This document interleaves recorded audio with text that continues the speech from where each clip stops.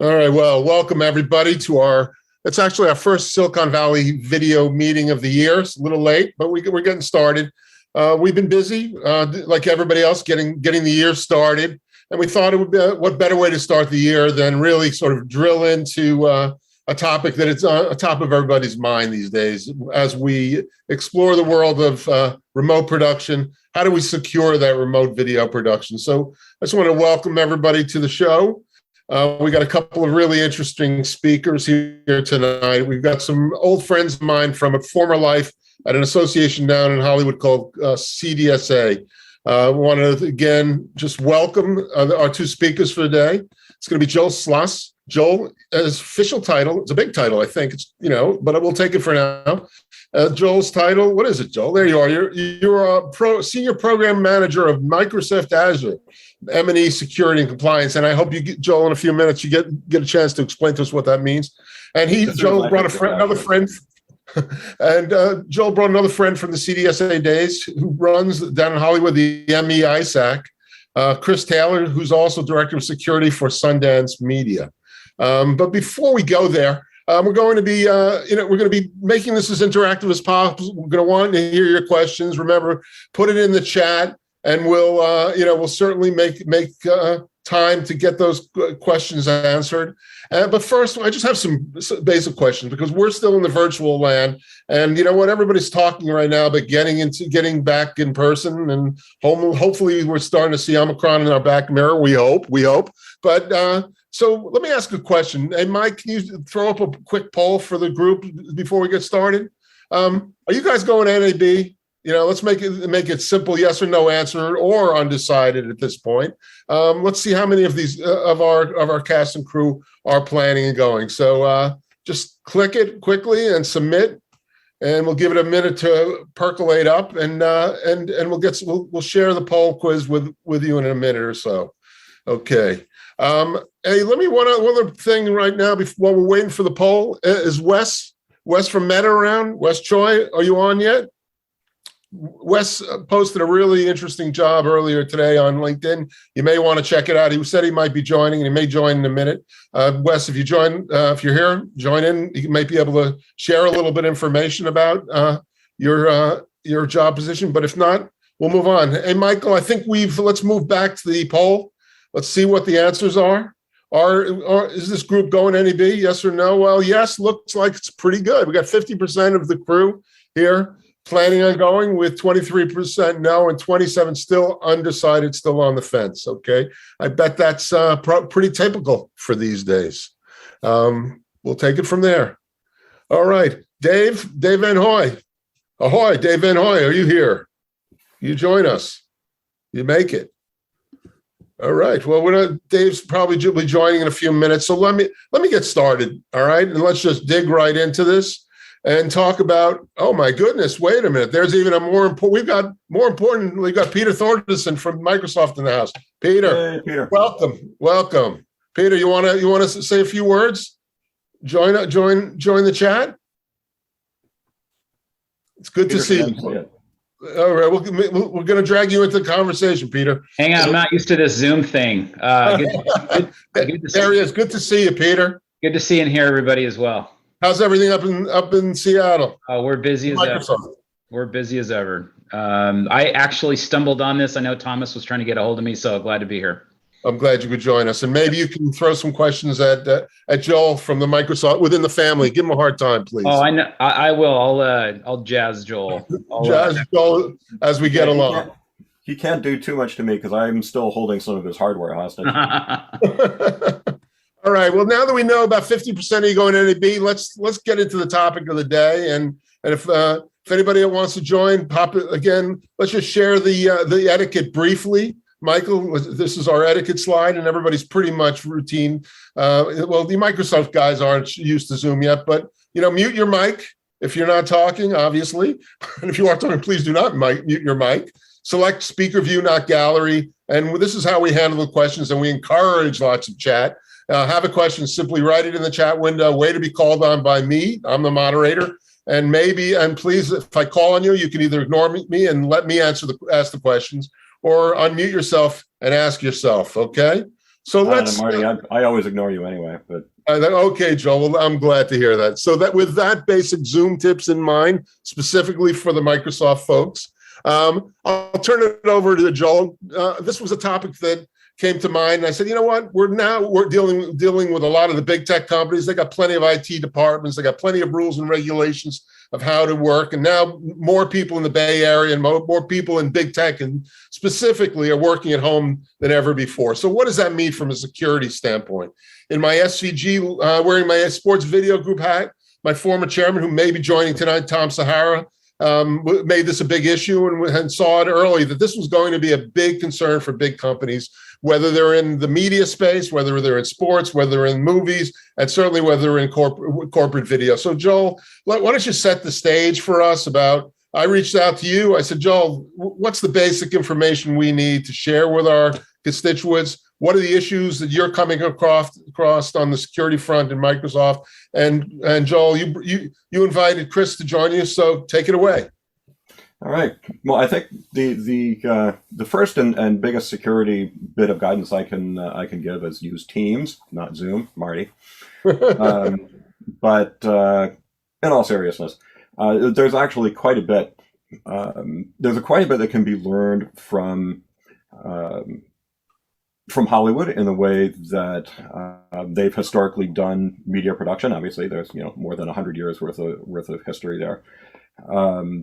There's a lot that comes from the corporate IT side, where you can apply a lot of the same principles to doing video productions. So, fortunately, there's a lot of cross-pollination, and I'll let Chris talk about how he sees that unfolding, even within the ISAC.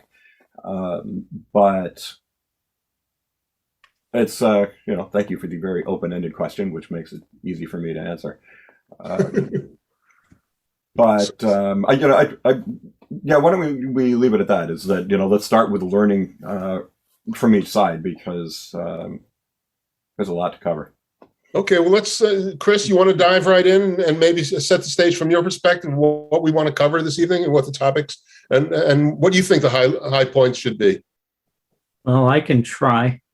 It's a really big topic. It's an incredibly important topic as more and more people are attempting to work from homes. And the answers I give are slightly different if I'm talking to the employees versus talking to an employer, because how an employee protects themselves is sort of a general security awareness training type topics.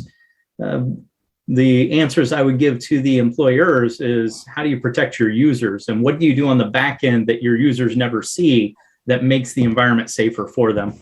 So depending on which crowd you are, the answer does change slightly, but there's a lot of really good tips you can use that will just help raise your security awareness, raise your security posture, makes you less likely to fall for a lot of the attacks that are all over the internet right now. Hey, Chris, I'm going to interrupt you for a moment. Can you turn your camera on, please? Yeah, you turned it off on me and it got all broke. There we go. There we go. All right, let's get the spotlight on. All right. So let's start from the top. You said there's some, let's start with the fundamentals, Chris and Joel. What are the basic rules of the road? What is the basic etiquette and regulations that anybody who's working remotely, and I don't care if they're even moving large video files, proprietary video files, or just regular video files from their home office, their home studio, back to the headquarters. It all boils down to protecting three things. It starts with protecting your physical space, the actual office you work in, your home. When you go into an office building, there's a lot of physical security that keeps people from seeing the things you lay out on your desk that you don't really even necessarily think about, but it's there protecting you. And when you start working from home, you have to actually start thinking about those things. So behind you, do you have a window that your monitor is facing? Are the people walking by on the sidewalk looking through that window and seeing your monitor? Do you leave stuff out on your desk or out on a coffee table or out on a kitchen table and then have guests over, and now they're seeing proprietary stuff that you're working on that they necessarily shouldn't have seen? So it starts with securing your physical space and making sure that things aren't visible to people you don't mean for them to be visible to. The next step to it is securing your network, your home network. to keep rogue people off of it. Almost everybody runs a wireless network nowadays. Wireless goes through walls down the street. I can pick up wireless networks from literally miles away. So you want to make sure that you've secured that so that your neighbors aren't hanging out on your Wi-Fi. And if they get bored on your Wi-Fi and start looking to see what other devices they can connect to, it can start causing you problems when they print to your printer or open up your home security cameras. There was a rash of incidents over the last few years of people connecting to people's security cameras and viewing inside their homes. You don't want to be in that situation. So locking down that home network becomes very, very important. There's a few things you can do to help secure that home network. It starts with the type of home router that you buy. Making sure you buy a current modern new one, and then every so many years, it's going to start getting dated. Once it starts to get a little bit old, the manufacturer is going to stop publishing updates for it. It's not going to have features from the newest versions of all the things. So every once in a while, you've got to do an equipment refresh and get a new router in there so that you can support the latest and greatest technologies. Wi-Fi 6 is now a standard, running WPA3 as the security standard on that. A router from 3 years ago isn't going to support those. It's only going to go up to a certain level and not going to support some of the newer encryption that you need. When it comes to the encryption that's on there, WPA3 is the latest version that's out there. That's slightly better than WPA2. WPA2 is old enough at this point that any router you buy in this decade should support WPA2. There's older than that, there's WEP and WPA that you might still see in your configuration settings. You don't want to use either of those. And then there's the no security at all, an open network. You see those a lot in coffee shops, restaurants, airport terminals, where there's no encryption on that network link at all. And when you go to select that network out of your list of available wireless networks, there'll usually be a padlock next to the locked ones and a no padlock next to the open ones. That no padlock means it's really easy for you to connect to, which is great when you're sitting in an airport terminal, but it also means there's no encryption on that link. So anybody else sitting near you can intercept all of those packets and listen in on all of those conversations. For your home networks, you're going to want to be WPA2 at the bare minimum, WPA3 if you've got a new enough router to support it. If you do end up on an open network at a restaurant or hotel or a coffee shop or somewhere, a VPN adds that layer of encryption that you need so that you're sure nobody else is eavesdropping on those conversations. So very, very important. Anytime you're away from your home or office, run some kind of a VPN. Most offices will supply one for you. If the office isn't supplying one for you, you can buy a third-party consumer-grade VPN service. They're not terribly expensive. $5 to $10 a month is the upper end of what they'll charge you. And that gives you a lot of assurance that you're going a secure connection that nobody's going to eavesdrop on when you're traveling, especially people who do video production. You're constantly working out of hotels and random locations all over the place. It's worthwhile to have. And then from the couple of other cool security tips for locking down that router when you buy it, you're going to want to turn off WPS and UPnP. These are two technologies that are baked into routers that are almost always on by default. WPS is the wireless protected setup. It automates connecting devices to the router. The problem is it also automates attackers breaking into your network. There are attacks against that protocol specifically that bad guys use to get onto networks when they're not supposed to be on them. So we always recommend shutting off WPS. It does mean you got to do the setup manually when you add a new device to it. It's not that difficult. It's worth it to just do the setup manually. The other technology I just mentioned there is UPnP, which is the universal plug and play, is what that actually breaks out to mean. But you'll usually see it as the acronym in your setup in your router config, UPnP.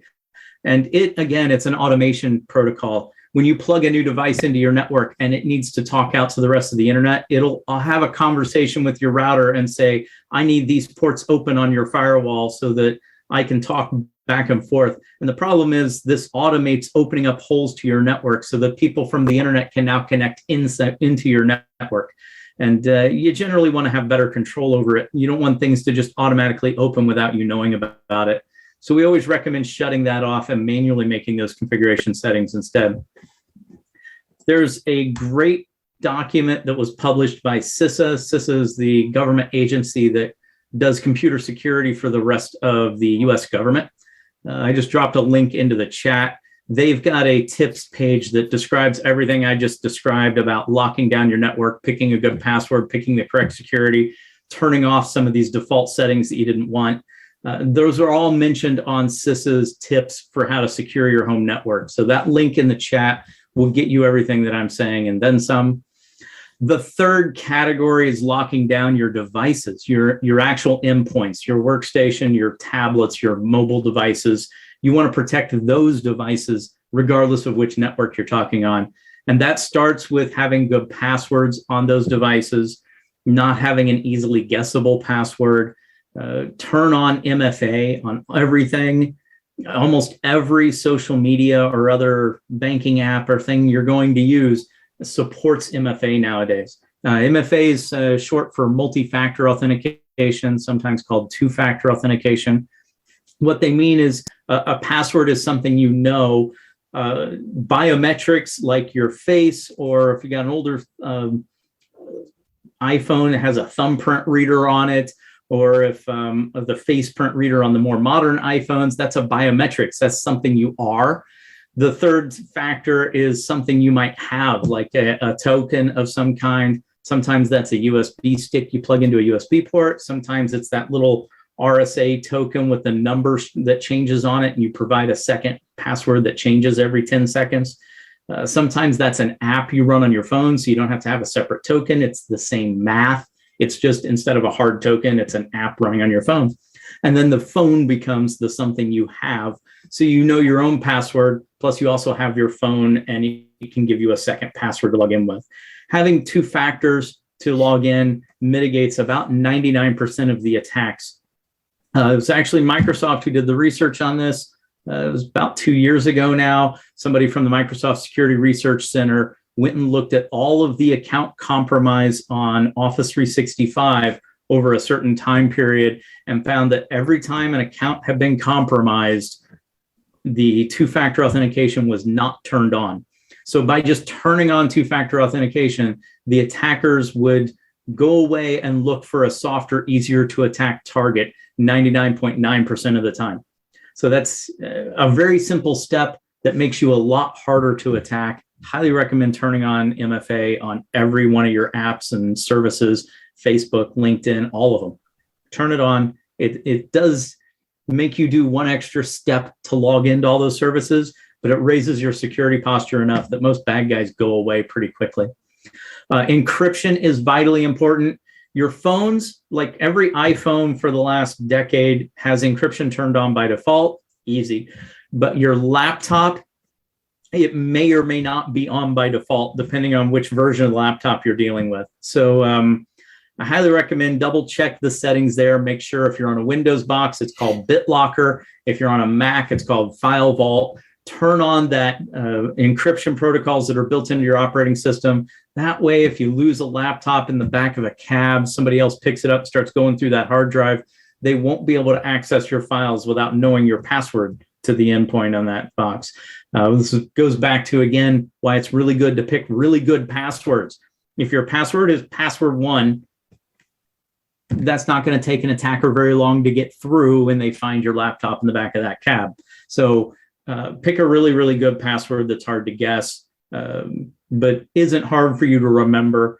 And that brings me to the other really good point with passwords. Have a password manager. You don't want to be using the same password on every single one of your services. And nowadays, with all of the different cloud services and apps that we use, that number can grow to crazy levels of numbers. I audited my password manager the other day and found that Between all of the different work and home and my other job with the ME-ISAC and with my day job with the studio, between all of them, I've got about 1,600 passwords that I have to remember. That's untenable. Humans can't remember those kinds of numbers. That's where you end up with people reusing the same password on every single service. The problem with password reuse is LinkedIn, Yahoo, and every other service you can imagine has had a dump in the last few years where an attacker has been able to break into their servers and export out whole big databases of passwords, and then they sell them on the black market to other people that want to attack people. And if your password on LinkedIn is the same as your password at work, I have your password now. So the attackers will do something that we refer to as password spraying, where I take passwords from these old password dumps and I try the same email and password combo on other services. A prime example of this, Disney Plus. Disney Plus launched just 2.5-ish years ago. When it was brand new and just launching, they had people signing up for the account and then they were telling them we'll go live on next Tuesday.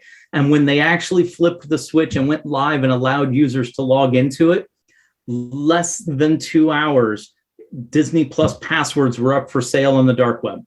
And the way attackers were able to compromise those credentials literally within minutes is because those people had reused the password else that had already had a breach and their password had been compromised from some other service. So reuse your passwords, get a unique one for every single service. And the only way you can maintain all of them being unique is to get a password manager, have the password manager suggest and store a unique password for every one of your services. And then you have the password manager filling in the username and password field, and you never even have to know what it is. That raises your security posture huge. Very, very important to that. Then there's some other basic setup things you can do to your workstations. Make sure you're changing the defaults, uninstalling apps that you're not using. You buy a brand new computer from most of your computer companies, they're going to come with pre-installed software that you don't need. Take that out. It increases the technical term we use for it in the security industry is attack surface. It's more things that a bad guy can attack on your computer. So uninstall those software that you're not using, and it makes it easier for you to manage the system. It's less things you got to track and make sure you have updates for, and it makes it harder for attackers because there's less things for them to attack. And when it's time for you to get rid of that device and put it up on eBay for sale, make sure you actually wipe the device. Some of my peers in the security industry, we do these checks every once in a while just to entertain ourselves.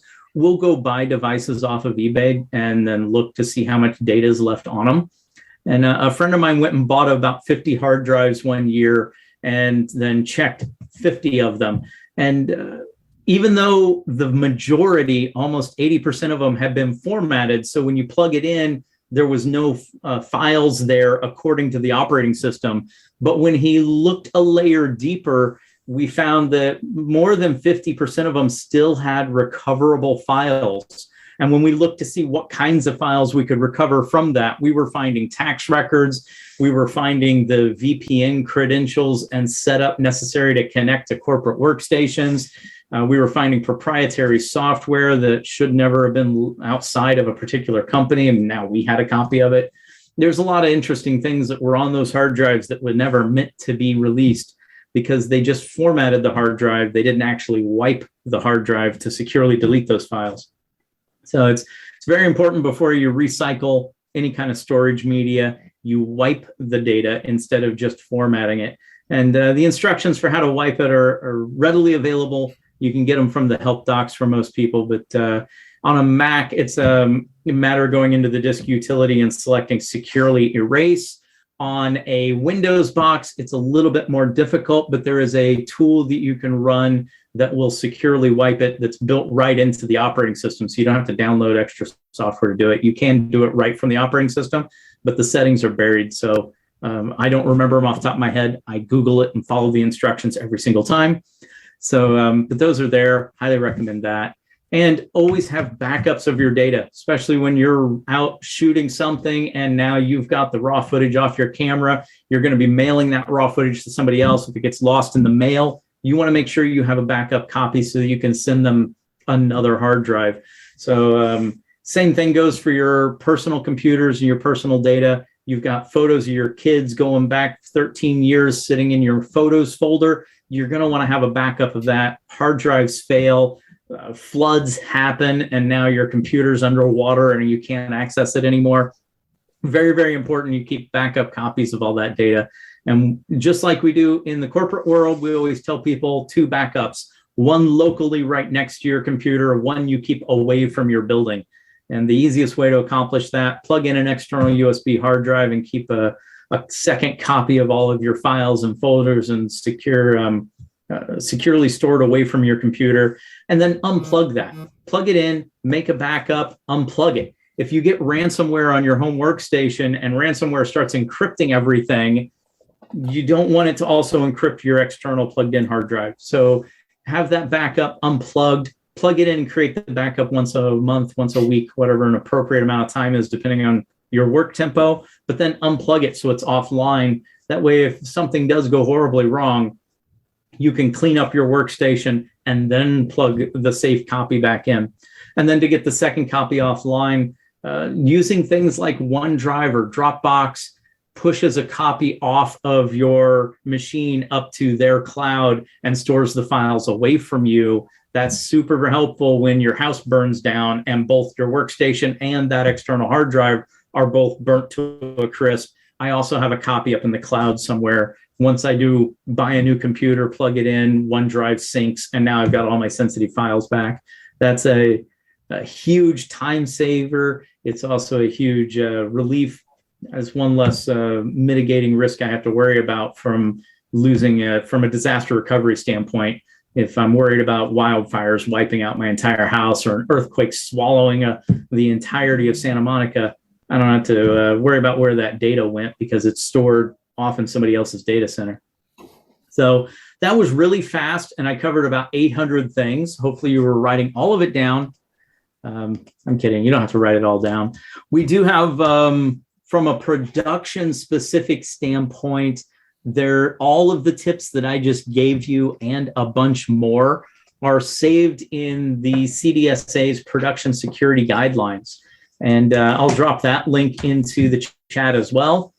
Those production security guidelines are very dry. They're not a super easy read, but they do cover all the security items that we look for when we're trying to lock down a visual effects vendor or a sound editing studio or any other type of vendor that's going to be part of your production workflows. These are the standards that we use, and all the movie studios generally follow either the CDSA's production security guidelines for their content security, or they follow the MPA's security best practices. And so you can go to one of those 2 sources and find the list of everything I just described for how to lock down your office and your home and how to work securely. But they're both encyclopedias and they're very long. So what I just gave you was the Cliff Notes short version of the really salient, important points you should focus on first. So, hey, Chris, let me pop in for a minute because that was a great reminder of a lot of the information that, that many of us have known and should have forgotten, have ignored, and probably should be the basic hygiene of life in the digital world, right? It's like you brush your teeth every day. A lot of the stuff you just went through is like common sense and really good reminders. We got a couple of questions about one topic though. The question about when you were talking about routers earlier. Yes. I got a couple of questions. The question was, can you trust your cable company's router? Is it something that, or do we just abandon them right away? Give us your advice on that topic. That's an excellent question. The router that your cable company gives you is there's a bit of a double-edged sword with that one. For most just consumer, normal, everyday life stuff, it's not generally a problem. And comparing that router to the one you were just go down to Best Buy or somewhere and buy one, from a feature set standpoint, they're nearly identical. The primary difference between the two is that the one supplied by your cable company is generally going to be remotely manageable by your cable company, and it's going to use your cable company's infrastructure for certain base internet features. One of the most notable ones is DNS. DNS is basically the phone book for the internet. You go to your browser, you type in google.com, your computer can't connect to Google. It needs to connect to a number. Just like when you dial on a phone, you click on your mom's name in your contact list, but your phone is actually calling a phone number. Your computer does the same thing. It uses DNS to look up what is the number I should connect to. And if your cable company is using the cable company's DNS servers to do that lookup for you, they are logging that and tracking your online activity for advertising purposes. And from a privacy standpoint, a lot of people prefer to not be tracked online. So I always change those default DNS services to services I know that aren't tracking me or redirecting some of those lookups. One of the things that we've been fighting for very heavily at the core of the internet for the last forever now is something you're going to hear called net neutrality. And net neutrality is a bunch of privacy advocates fighting with the ISPs over how much they're allowed to track your usage from your home user. And the ISPs all claim that they have to do this tracking for various reasons. And then they cloud the media, the news articles and the lobbying that they do, clouds the issue and makes it really hard for you as a consumer to figure out what's the real answer between the two. But the reality is ISPs there's scores of examples in the past where they have violated what would be illegal under the net neutrality rules. And an example of that, for instance, is an ISP who starts their own video on demand service and then starts throttling Netflix's service. And then when you start doing lookups for why is my streaming video service so slow, or what's the best streaming video service, because you're routing that traffic through your ISP, they're changing the search results and pushing theirs to the top. And now you're getting ads from their video demand service instead of Netflix. And that's driving customers off of Netflix and onto them when they go to looking for alternatives. That's slightly underhanded way of trying to increase their market share instead of competing on a level playing field. By getting off of the ISP router and onto one that you control, you can set the DNS lookups. You can make it harder for them to monitor your internet traffic. And you'll find that sometimes by pumping your data through a VPN and using a clean DNS resolver, you're going to get different data out of your internet service than what your ISP gave you by using an unencrypted service going through their routers. So that's more of a privacy stance and more of an argument that we're having at the net neutrality side of life than it is about corporate security. But that's another one that I'm kind of passionate about. So I apologize for. No, it's good. We're going to get into in a few minutes, hopefully, get into some really the deep work that you and Joel and the teams you've been working out of Hollywood have been doing on security and securing, high value files. And but before we go there, Joel, anything you want to add on the sort of the basic hygiene tips that Chris started the conversation with? You want to you have anything you may want to add? I don't know that there's much to it. I think Chris kind of went through the entire encyclopedia. Chris, this is why I never take you anyplace nice. All right. Well, anything come to mind? Or you want to move the conversation a little bit? Well, what I was going to add is just things along the lines where Chris started with endpoint security and policies that you use, and DustHouse policies are notoriously difficult to enforce when somebody is working from home or from a remote location. But there are some lessons that can be taken from corporate security lifestyle. Even if we look at the way that that Microsoft operates data centers. And even though we have very few people that actually work in such a facility, there are policies about the handling of data, the handling of assets, that while you don't need to do anything so draconian in your home office, I think are worthy of consideration. Some of the things, like Chris mentioned about, what is it that sits around you? What can be seen from the outside? There are ideas like called the clean desk policy. The idea being that anything that you're not actively working on is not within the field of view.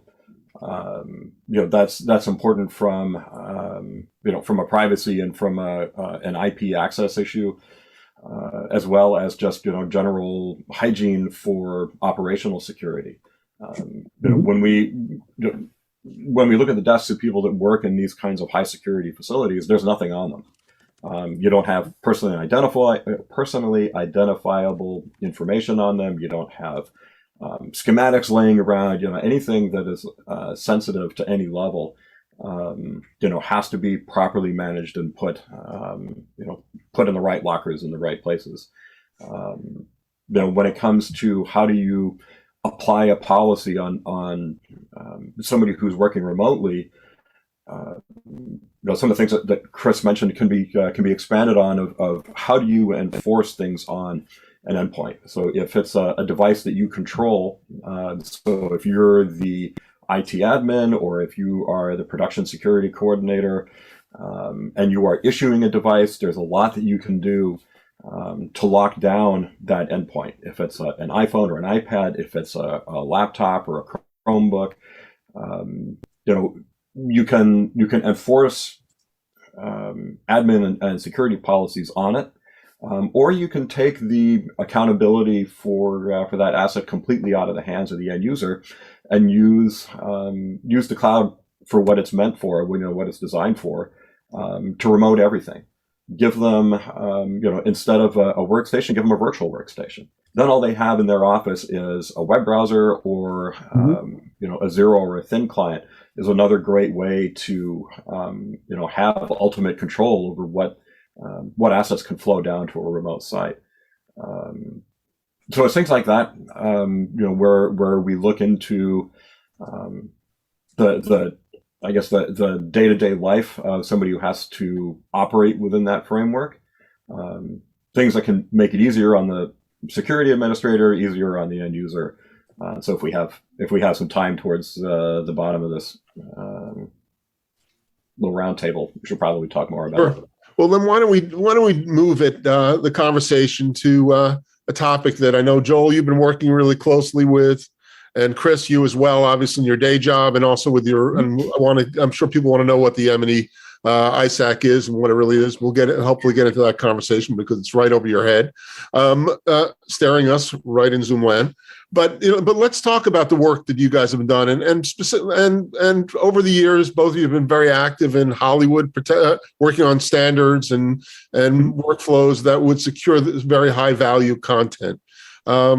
People in Hollywood, and I worked there for many years, would argue that they have the most valuable content in the world, right? Well, that's an argument that is typically Hollywood, and I think many of the people who are on this call who work in the corporate world would make the same argument. So content is as valuable to any corporation as it is to a Hollywood studio. But Hollywood has sort of led the way in a lot of ways, developing standards for moving large video files. I know, Joel, you've been very active in recently and have a score of information about cloud security protocols and standards that are out there.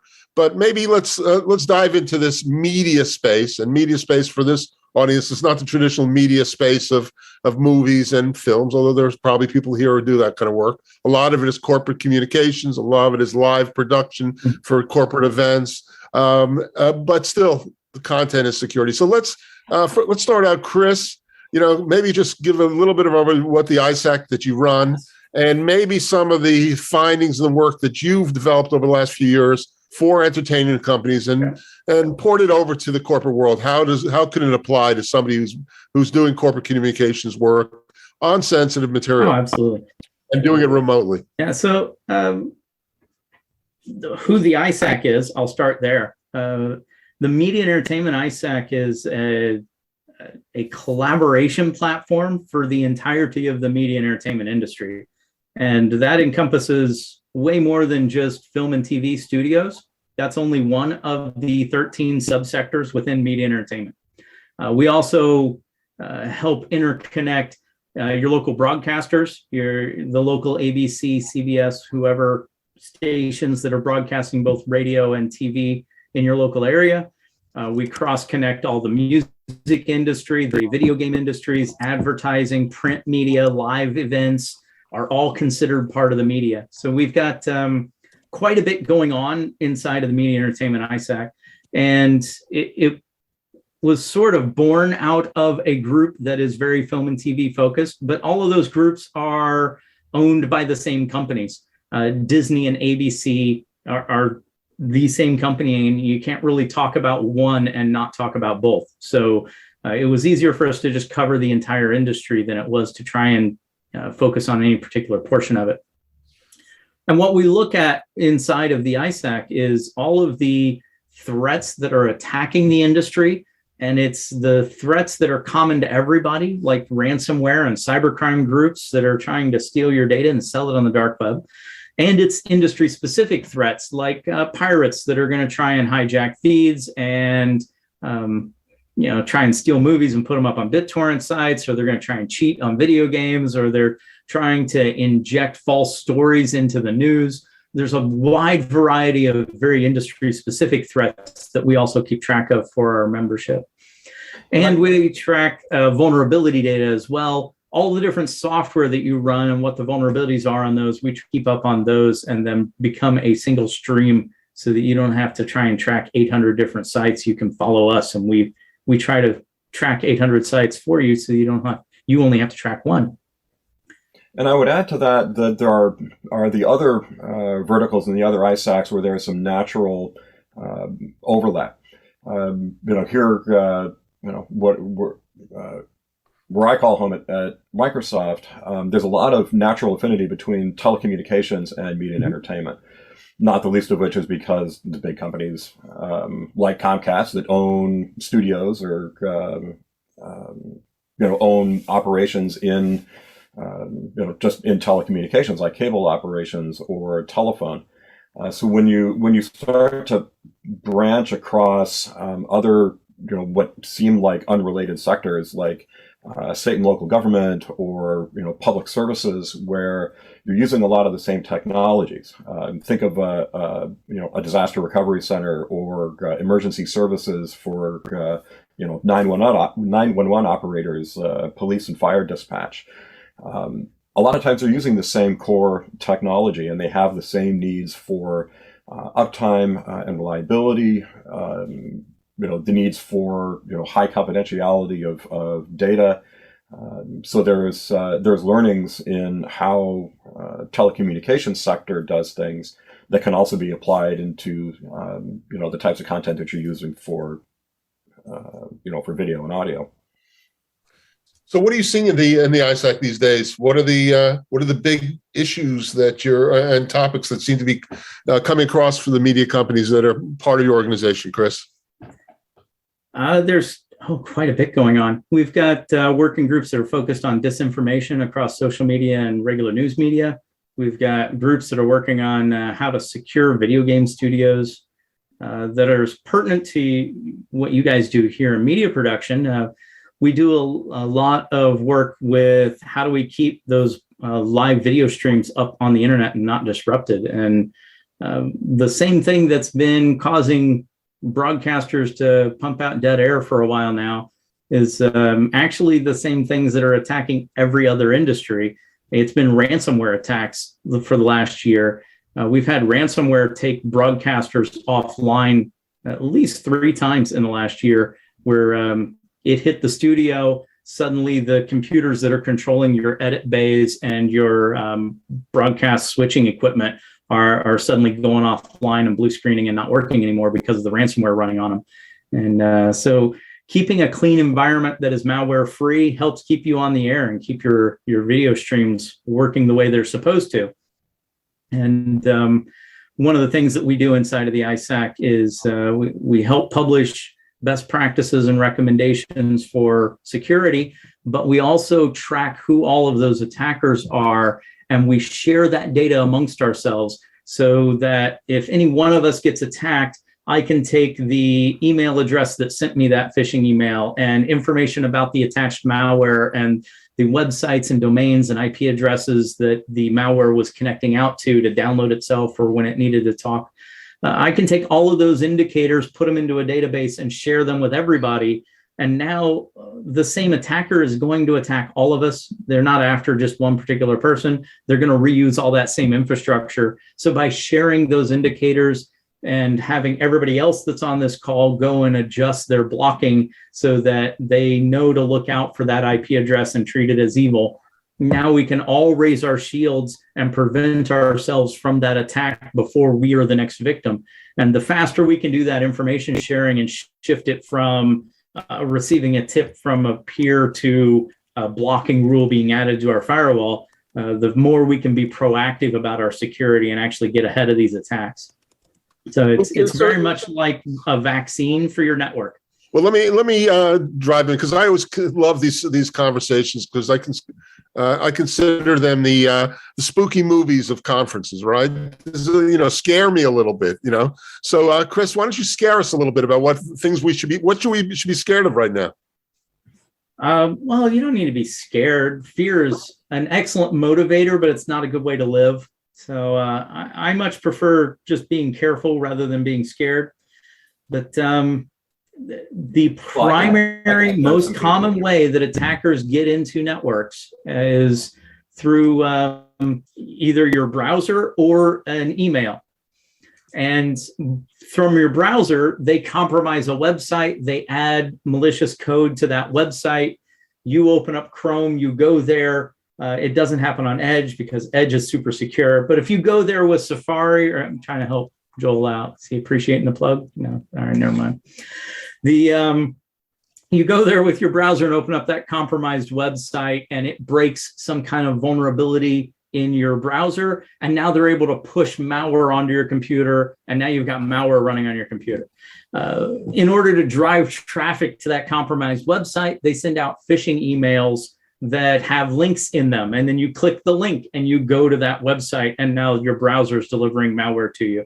Or they just attach the malware to the phishing email to begin with, or they just pick a website that they know you're going to go to naturally anyway. If I want to specifically target media companies, I'll go compromise a blog that posts tips for how to do media content.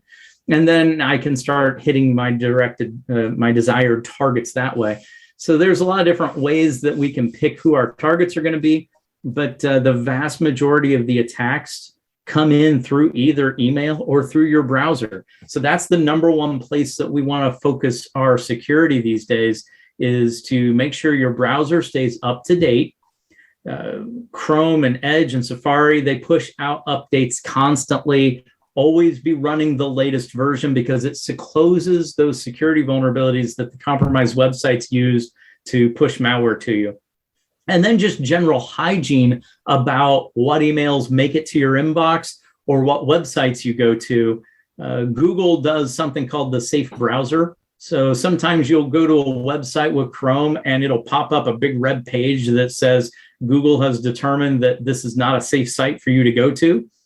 That's pretty helpful, because somebody tipped off Google that this was not a good website, and then they told the browser to check in with us and see if it's a safe site for your users to go to first. Your antivirus that you install on your endpoint, it will filter your emails and filter your browser activity and hopefully remove those known bad sites. The only problem with this is we're playing whack-a-mole. We have to know the site's bad to begin with, and the bad guys can shift that infrastructure very, very quickly. So we're always playing catch up with them, but it still weeds out so much that it's almost impossible to not be safe on the internet if you don't have some kind of endpoint security tool filtering your inbox and filtering what domains your browser goes to. Hey, it's Dave Van Hoy. Why don't you join the conversation? You here? I am here. Hey, welcome, Dave. Dave Dave, you manage a lot of people out in the remote. A lot of them are working at home these days. A lot of your customers, you're building systems for a lot of customers who are moving big video files around, valuable content.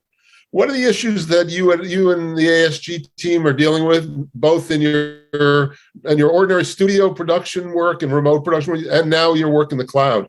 What are the what are you coming across? It's rampant. I mean, it's listening to these guys. The sad part is that everything they're talking about we see every day, and the good news is that the tools are better than they were.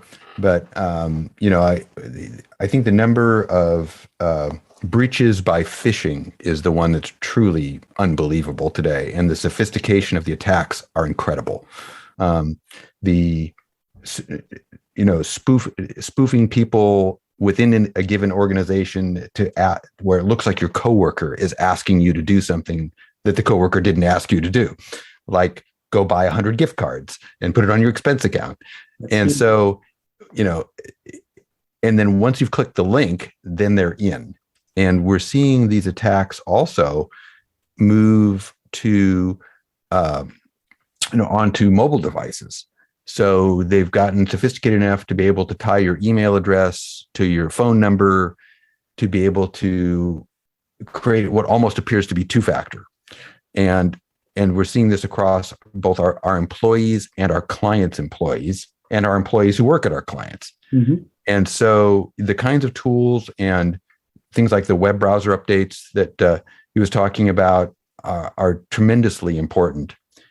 And on the far side, because of that, the security at our clients' organizations and our organization that we've had to put in place it really does begin to impinge on people's workflows at times. And it's a really tough balance between being secure enough and keeping people from actually getting their work done. In the cloud piece that we're doing, that's the live production piece, it's both easier and harder because we don't have the phishing and those pieces because we're running, VPNs and things like that. But on the flip side, those attacks do lead to people's passwords and things like that. And so we're having to, in our work as a system integrator, look at I'll call it our security ecosystem across multiple clients and their methods and rules. Yahoo might do it differently than Google, who might do it differently than NBC, who might do it differently, even within a single org, like Comcast, between NBC and Comcast, and Universal, you might find different things. But I think the importance of it is huge because the breach level is giant. And when they're talking about the scrapes of things like, LinkedIn data and that kind of stuff, it really, it's very pertinent and people are getting in. And the other part that that you guys haven't spoken about yet that I think is interesting is transport protocols, which has become a major topic. Some of the transport protocols, especially the tunneling protocols like UDP, have become very controversial in many cases, both for use on in-house networks and across WANs. And several of the larger organizations we work with have blocked UDP on their networks, which means that a lot of the most common file transfer acceleration tools out there, Aspera and several others, just don't work, literally. And that, again, is, security versus workflow. This is a tough call. Well, so security versus workflow, I guess who's going to win in that conversation? It's going to be the CorpCom is going to, and the corporate, the CISO is going to make the final call, I would assume, especially in a traditional media company. Is that what you're coming across, Joel, or coming across as well, Chris? Those conflicts of interest, so to speak, that may exist within the same corporation, and if so, how do people get around them? I wouldn't characterize it necessarily as a conflict of interest because everybody has the same interest, which is to be productive and to do it in a secure environment. But I think there are some peculiarities in the M&E industry of the amount of control that the end user, the creative person or the producer or director, the amount of control that they exert over how a show is operated, and and I'm sure Chris has dozens of use cases where he's seen that. Whereas in corporate America, the CISO can dictate, this is the policy we're going to follow. These are our access rules. This is the versions of software and operating systems that we're going to allow. We're going to lock down your desktops to make sure you don't change anything. That's not always, or frequently is not possible in a film or a broadcast. Well, maybe more in a broadcast, but film and TV production where content is king, and the workflow comes second to that. So it's always about generating the content, being fast to market, taking a much higher priority, and then security takes a backseat to that. Joel, I agree 100%. We see that in our clients. Our clients who are making their living from media will take a little more risk in order to get the workflow, to get the product delivered. Whereas the clients where media is in support of their main line of business, like a lot of our bigger corporate side customers, not that Disney isn't a big corporation, but take it the other way around, that the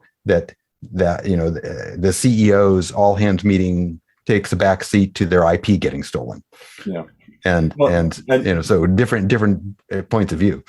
That word that you used of risk is an interesting one to dig into, because you really, when you're going through these analyses, you do want to take a risk-based approach, and your tolerance for that risk on how important is the information, how sensitive is it, how long is that sensitivity going to last. What I've seen with media workflows is that risk rarely is in the driver's seat. So security will get set aside almost completely when it comes to actually getting the work done. People are under deadline. They have to deliver certain content in order that this $300 million production keeps moving forward. Then security has a tendency just to get in the way, and users, being what they are, will find ways around it so that they can continue getting done pretty creative what they want. They're very creative. And so risk is risky. Yeah. And a little amorphous. One thing I'd love to ask the two of you, just because I found it fascinating. We were doing a security review on a design with one of our clients probably about a year ago. And no, it was 2 years ago. And it came from a point of view that was just totally surprising to me. We've always looked at security from how do we keep them out? How do we keep people from breaching? How do we, look at all these things? And we're working with this client security organization, and their point of view in the review was you always have to assume they're already in, because you can't keep them out. It's pretty much impossible. Yes. So how are you going to limit the damage? And I thought, wow, it was a real head turner. And we now look at it that way, but it was a very interesting moment to look at these people who, quite frankly, in this case, guard billions of people's information, that was their point of view. Yeah, and it's absolutely my point of view. Chris, was that Charles Hayden that had that famous quote about, if you think you haven't been breached, you already have been? Yeah, it might have been General Hayden. I know it's been repeated by CIA directors and a few other people.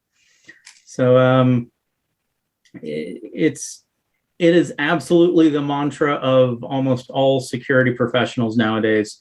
We've shifted our entire focus and mindset of our best practices from where we were in the 90s, everything was about perimeter security.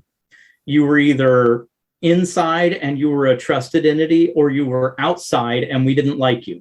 And then we would put everything on the wall to make sure the people on the outside stayed out. But two things have happened over the course of the last 20 years. Prevention always fails. We keep seeing breach after breach after breach, no matter how good the security is and how much we put on that wall. We install the best firewalls in the world and web proxies and all these monitoring tools, and the bad guys still get in. So prevention always fails was the first massive problem that caused us to change that mindset. The second problem is this slow overtake of our enterprises with this thing called cloud, and everything has shifted from what we did in the past where everything was inside of our data centers. Now it's all these cloud services, and our users are logging in and authenticating through Office 365 and using Dropbox, and they're using My Workday, and they're using Zoom, and there's like 700 different cloud services we're using, where our servers and the juicy nugget that we need to protect is no longer inside our perimeter. It's out on somebody else's server. So the perimeter has pretty much dissolved and gone away. And now I'm trying to figure out how I can secure my endpoint and secure these cloud services where all of my data actually resides. And because those two tenets of there's no longer a perimeter and prevention always fails, we've shifted to the new way of viewing security as something that we call the zero trust architecture.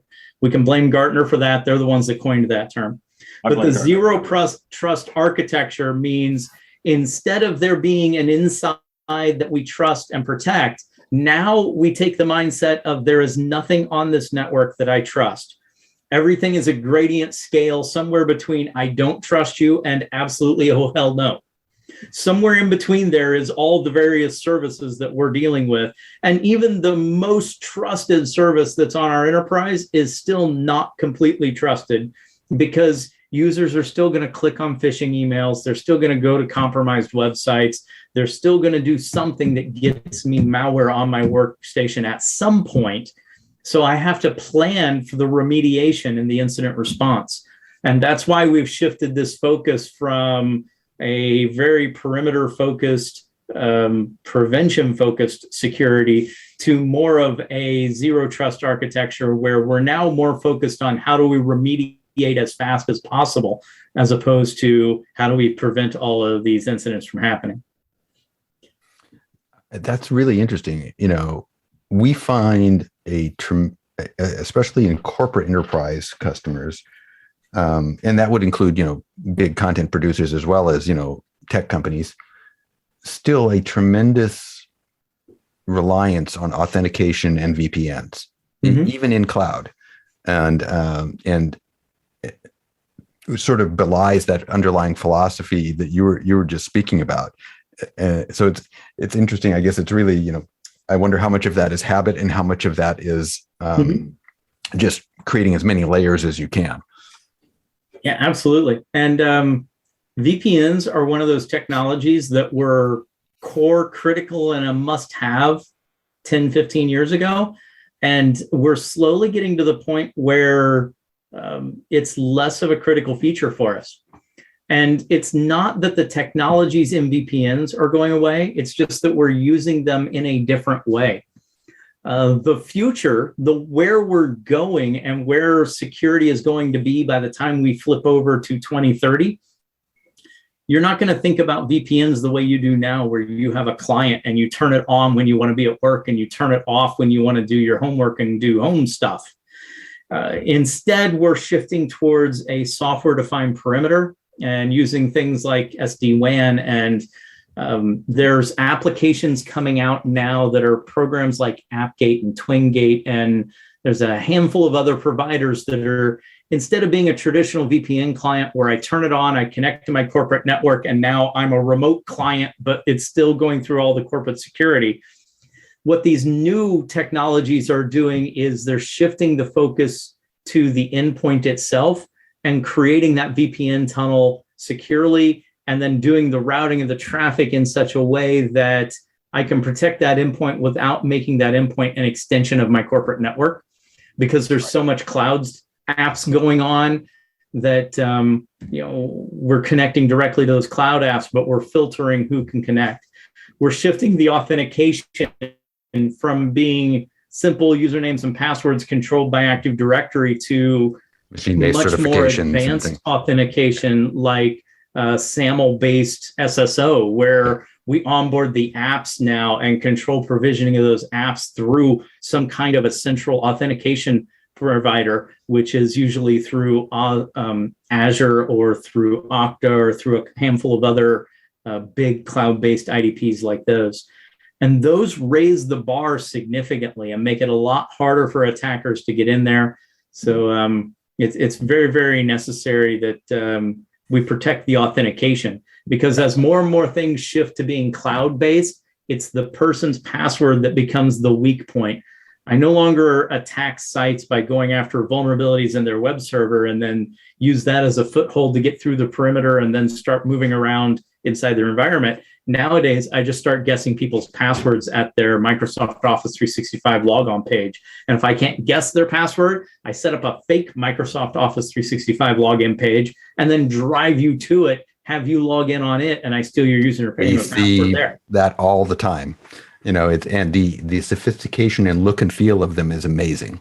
Some of them are so close, even I would fall for them. The trick is look at the browser address bar before you log in every time. Always, yeah. That's what we teach people. And do you see, both of you in your environments, what we see a couple things. First off, I agree with you about VPNs. We use them more for routing traffic than we do for security, where we have to do protocols that weren't necessarily designed to run in cloud, and we need to make it look like a LAN to those. But in particular, what I see that seems to be effective and seems to be being deployed more and more widely is certificates that have to be deployed on machines. The certificate has to be part of the authentication that ties back to both the password and the other two-factor.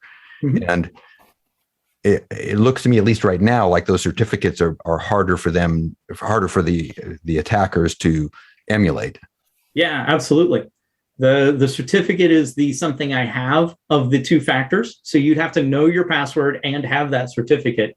And then an attacker who gets on your computer through some other exploit, and now they've got malware on your computer, one of the things that they're going to look for is what certificates are installed, and then they'll try and export those certificates and take them back to their computer so that they can log in as you. And then in order for them to be fully effective on it, they have to also put on a keyboard sniffer and watch you type in your password. Now they've stolen their certificate and they've eavesdropped on your password and they can get in. So that requires them to run malware on your endpoint. And so the good hygiene on that endpoint is the first step to preventing them from ever being able to do that. So that's why eliminating passwords, switching to multi-factor, using biometrics, these are things where it's much, much harder to use those kinds of attacks to break that authentication.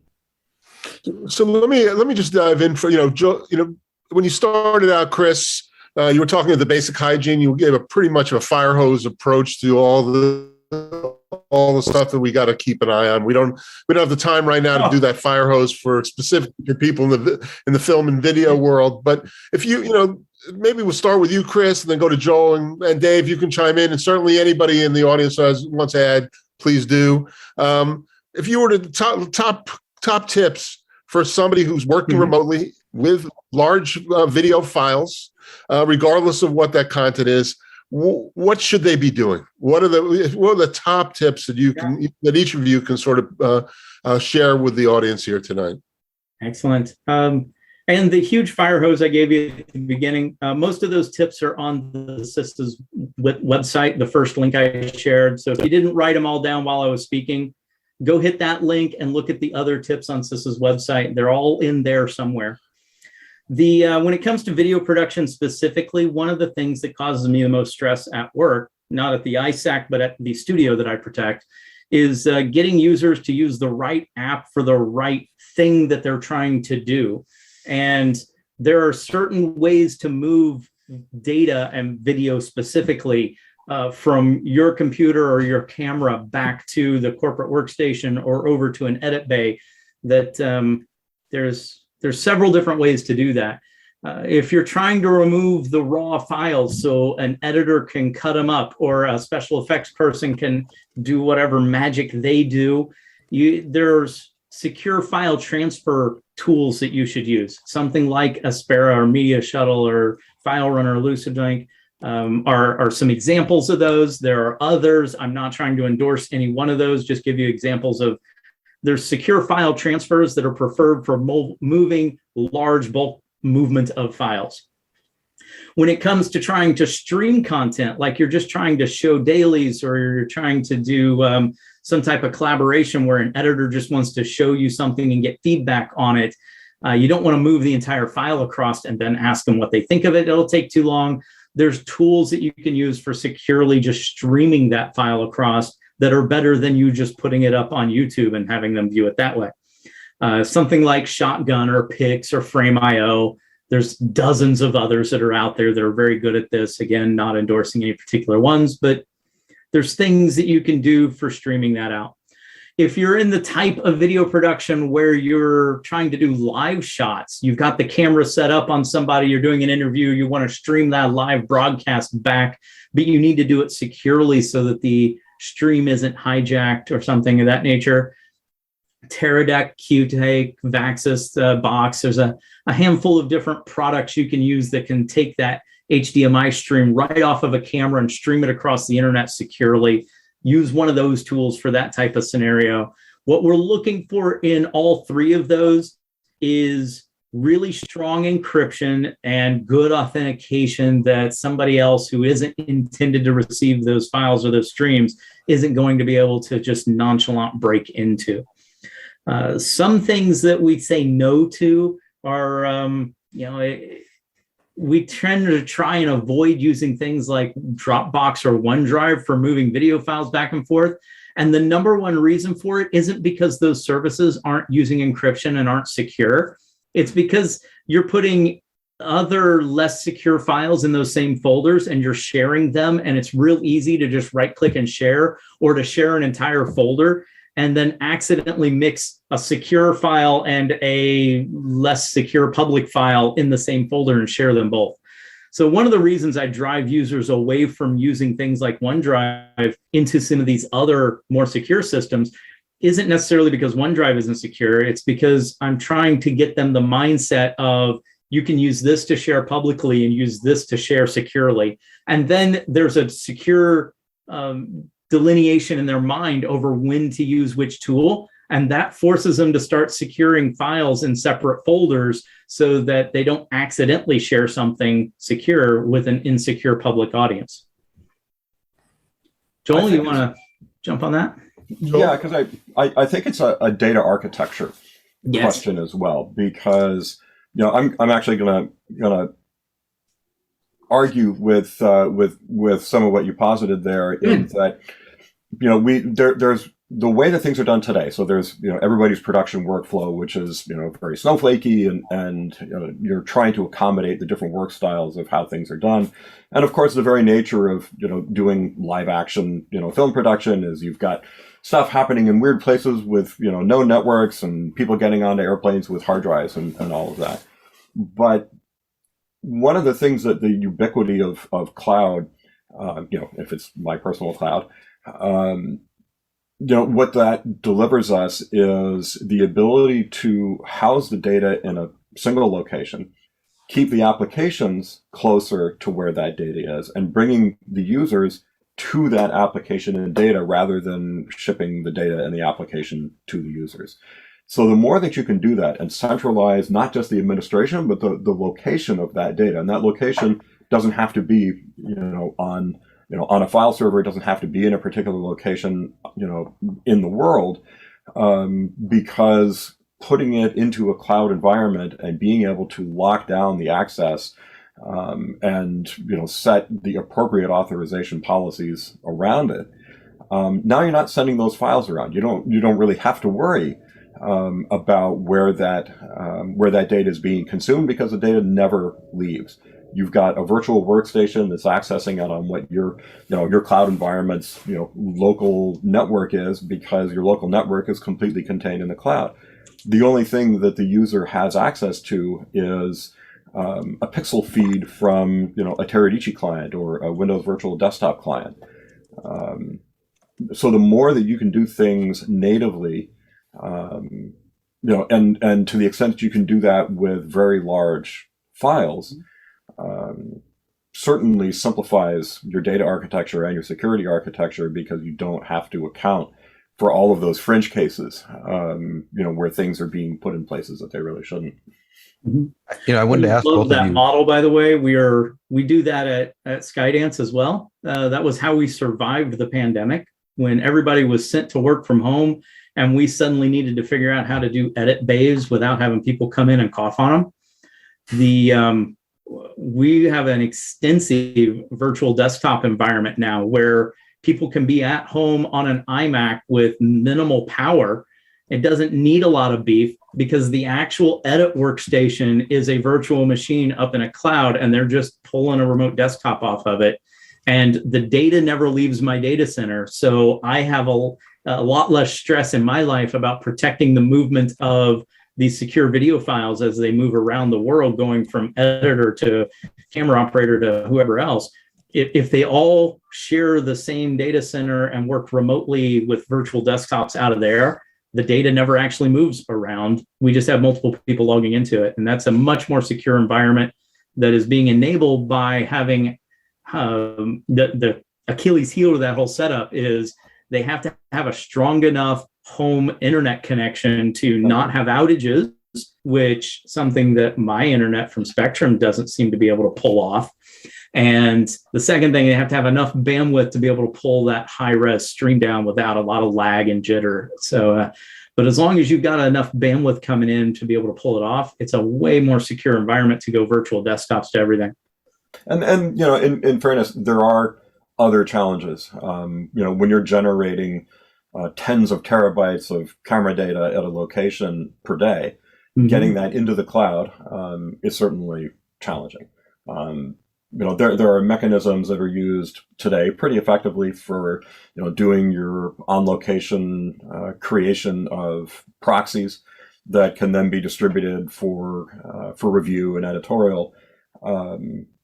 But by and large, a lot of those, even the bandwidth constraints, can be dealt with through the right combination of user tools, as well as setting expectations about what it is that you're going to have access to at which times, what the fidelity of that experience is going to be, and then saving those truly high bandwidth requirements for parts of the production process where you can be in the studio, or you do have a more secure location with a more reliable connection than you have out of your house. All right, guys. Well, thank you for that. We're going to start wrapping up a little bit, and I'll tell you what we have ahead ourselves. Thanks for those presentations. Thanks for all the questions. Thank you, Chris and Joel. We're going to split up in a few minutes into a couple of breakouts where you guys can pop around. There'll be two breakouts. One, you can ask your questions one-on-one or two-on-two or whatever the number may be with Joel and Chris in a speaker breakout. The ASG team with Dave Van Hoy are going to be hanging out for a little bit, answering questions, and stop by and say hi to Dave and the team. If anybody else wants us to set up a breakout, Michael can do it. Michael, you want to just pop up the screen about how we're going to do the breakouts in a minute. But before we get there, I want to do one more poll. We saw at the beginning of the event that most of you guys are half of you guys are ready to go to NAB, which is exciting. But we're thinking about going when the day can come when we can start doing in-person events in the Bay Area in Santa Clara County. And I'm just curious, for this group, are you guys ready to start meeting in person, or is it just too early for you? And is virtual fine? So why don't we just pop a few answers in there and give us a little insight so we can plan ahead.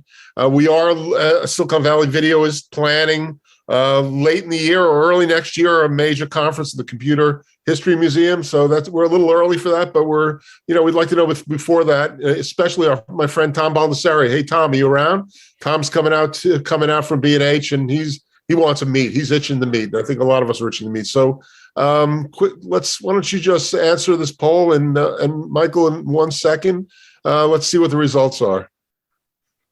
I'm right here, Marty. Can you hear me? Tom, there you go. So look, Tom, people are 44% of people will start meeting in person. Almost as many at 39% are say virtual is fine, and 17% are still not ready. So it's John Scheich just asked the question, how about hybrid? Maybe everybody want to talk to John in the ASG breakout in a minute and talk about hybrid events. But that's a start, guys, and I wanted to thank you all for doing it. Hey, Tom, while I got you, any news from anything up out in the field from B&H that we should know about?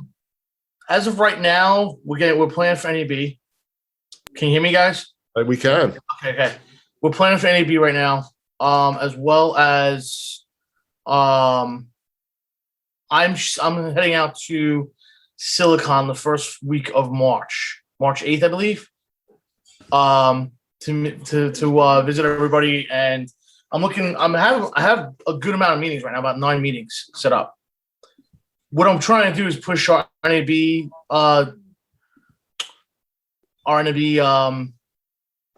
platform. We're looking at putting in vendors for the Silicon Valley guys like we did in 2019. So basically, we were looking at putting in Sony, Canon, Blackmagic, just to do demos, Q&As, probably Sunday, Monday. We're also looking at that technology to use on the Mandalorian, the volumetric production. I'm sure everybody's heard of that. We possibly have somebody there as well discussing that as well for you guys. I know a lot of people are excited about that, as well as our Luxley products. Marty, I know you were thinking about doing something as well, right? Yeah, we're looking to get the group together, but it looks like people are starting to hopefully come out of the cocoons. Hopefully this will stick. So, and hopefully we'll be back together at NAB. We're planning on being there. So again, we're planning something good. So thanks, Tom. And again, I don't remember. If you come across a job offering from Wes, I don't know if Wes Choi is still on. He may want to. Are you still here, Wes? Wes, do you want to join in and talk a little bit? Yeah, I'm still here, Martin. How you doing? Okay, great. I saw one of your. While we got a group here, Wes, you popped something interesting on LinkedIn today. So maybe you can just share what kind of work you're doing over at Meta these days, and what type of people you're looking for. Yeah, thanks, Martin. So my name is Wes Choi. I'm the AV design engineer for Meta Technologies, a company formerly known as Facebook. So I manage the team that handles all of the company's corporate AV design portfolio. So we basically design anything from conference rooms, virtual studios, production studios, event spaces. Pretty much, I think we crossed over the 18,000 conference room mark this last week. So I'm pretty happy with that. But yeah, we are looking for a very talented and skilled AV design engineer to join the team. And it's really quite complementary to the conversation that is being had in this room with all discussion about security and media technology and how that flows together. So we're looking for someone who is very familiar with broadcast systems, but also, the convergence of cloud platforms, cloud architectures with, these kind of more traditional broadcast technologies, and try to support hybrid work as well. So what I'll do is, if anyone knows anyone, I'll drop the link in the group chat. And or if you want to reach out to me on LinkedIn, I'm happy to direct you to the posting. So thanks for the soapbox for a minute. Thanks for hanging out, Wes. Thank you. And let's just spread the word. Dave, anything quick before you submerge in your little Zoom room? Just a couple of quick things. One is just not that we could compete with Wes, but just a heads up that we have still about 25 positions open if people want to go peek at our job board as well. All kinds of different roles, everything from editors to engineers to all kinds of creatives. And then secondarily, there's a lot of people on I noticed tonight that I haven't caught up with and seen in a while. So, if you've got a minute, stop by the breakout room just to say hi. It's nice to see Gooch and some of my old cohorts. Well, good. Okay. Well, listen, Mike, just pop up the breakout instructions for people who may not know how to do it, and set up the 2 breakouts. You'll see the breakout room box in the lower right of your Zoom bar at the bottom, and you'll see 2. Just click on it: speakers room and ASG room. So again, before you disappear, I just wanted to thank everybody again. It's been great being together again virtually. We'll be doing another meeting next month, and we'll keep them coming. Hopefully, we can see some of you in person at NAB. Hopefully, and again, stay tuned for some in-person events later in the year. So with that, thanks again, and let's continue the conversation for the next 15, 20 minutes, as long as you want, in those 2 breakouts. Sounds good, Marty. Thank you again for putting these together, as you always do. Thanks for your support. Do a great job, and you changed your camera setup. You look fantastic today. Hey, listen, I'm trying to look younger. It worked. It's fruitless, but I'm trying. All right, guys. Let's join the breakouts. Let's have some conversations, guys. Continue the chat. See you soon.